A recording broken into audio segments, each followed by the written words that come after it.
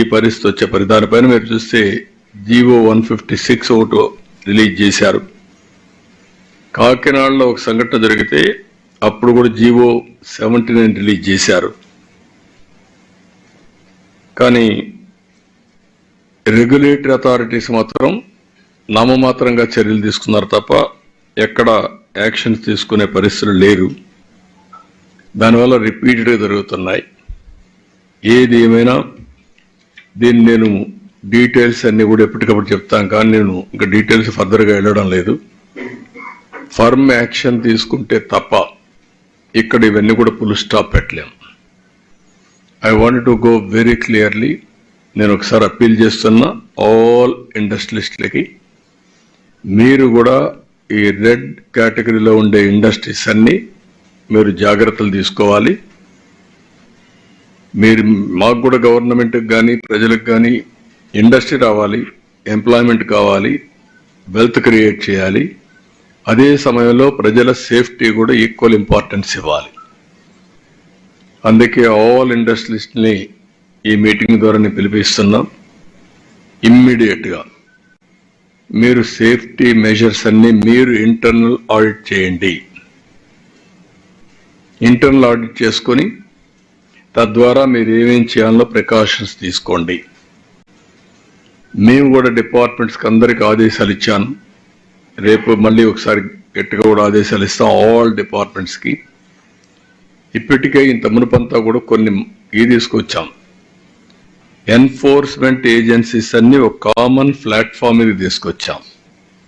ఎవరి పాటికి వాళ్ళు పోయి ఇండస్ట్రీస్ అంతా కూడా ఎవ్రీడే పోయి గొడవ చేయడం కంటే either pollution board, pollution control board, or labor, or boilers, factories, legal metrology, వీళ్ళు 5 కూడా కంబైన్డ్గా వెళ్ళి ఇంకా కొన్ని ఏజెన్సీస్ ఉన్నాయి రెడ్ కేటగిరీ ఇండస్ట్రీస్కి. వీటికి వీళ్ళందరూ కూడా కంబైన్డ్గా వెళ్ళాలి, టీమ్గా వెళ్ళాలి. అది కూడా సిస్టమ్ డ్రివన్ సెలెక్షన్ వీళ్ళు చేయడానికి వీలు లేదు. ఆ రోజు మేము పెట్టింది అవి కూడా అనలైజ్ చేయమన్నారు ఇండస్ట్రీస్ మినిస్టర్ సెక్రటరీని. ఒక సిస్టంలోనే వస్తుంది, ఎవరు అడిగే పని లేదు. వాళ్ళు పోయి చెక్ చేస్తారు. చెక్ చేసిన తర్వాత రిపోర్ట్ ఇస్తారు 24 అవర్స్లో. అవి కంపైల్ చేసి మళ్ళా సిస్టంలో పెట్టాలి. అది పెట్టిన తర్వాత ర్యాండమ్ కింద మళ్ళీ అవసరమైతే ఒక ఆడిట్ చేస్తాం వేరే పార్టీని పంపించి, వీళ్ళు కాకుండా. అలాంటి చేసి ఇండస్ట్రియలిస్ట్కి ఎవరికి ఇబ్బంది ఉండకూడదు. అదే సమయంలో వీళ్ళు ఎక్కువ డబ్బులు సంపాదించాలి అనే ఉద్దేశంతో అసలు సేఫ్టీ మెషర్స్ ఫాలో కాకపోతే మాత్రం చాలా ప్రమాదం వస్తుంది. అందుకే ఈ సంఘటన ఒక ఆధారంగా తీసుకుని ఒక ఎంక్వైరీ కమిటీని ఇస్తున్నాను, హై లెవెల్ కమిటీ.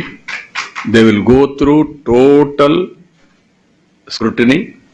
ఈ ఇండస్ట్రీలో ఏమేం జరిగింది, ఏమేమి ల్యాప్సెస్ ఉన్నాయి. ఈరోజు నేను చూశాను ఇండస్ట్రీలో ఉండే అవకతవకలు కూడా, వాళ్ళకుండే ఇబ్బందులు కూడా. ఒకతను ఇండస్ట్రీ పెట్టాడు, అతనికి ఉండే ఆర్థిక ఇబ్బందుల్లో కానీ వాళ్ళకుండే దీంట్లో ఇంకొక పార్ట్నర్ తెచ్చుకున్నారు. ఆ పార్ట్నర్ వచ్చి ఇప్పుడు మనం చూస్తే ఇద్దరు ఫస్ట్ యాదగిరి పెట్టాడు, తర్వాత డక్కన్ క్రానికల్స్ వచ్చారు, డక్కన్ కెమికల్స్ వచ్చారు. డక్కన్ కెమికల్ వచ్చిన ఇద్దరిలో గొడవలు వచ్చాయి. వాళ్ళ గొడవలు కూడా దీనికి రిఫ్లెక్ట్ అయ్యే పరిస్థితి వచ్చింది. ఈరోజు ఇంత సీరియస్ ఇష్యూ జరిగిన తర్వాత, ఇంతమంది చనిపోయిన తర్వాత ప్రమోటర్ ఎవరైతే ఫ్యాక్టరీ పెట్టాడో ఈ should have come. That is his responsibility, fundamental duty. రాకుండా ఎక్కువండే ప్లాంట్ మేనేజర్కి అప్పచెప్పేసి వెళ్ళిపోయే పరిస్థితికి వచ్చాడు.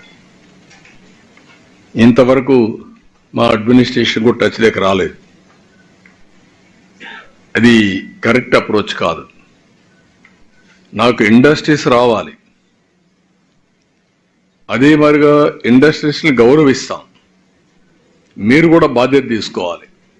బాధ్యత తీసుకోకుండా టేక్ ఇట్ ఫర్ గ్రాంటెడ్, మేము పెట్టుబడి పెట్టాం, మా ఇష్ట ప్రకారం చేస్తాం అంటే కుదరదు.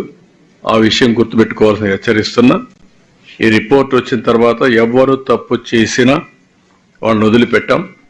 Will punish them. No question of compromise on that. Even officers ఎవరైతే ఉన్నారో వీళ్ళు పీరియడ్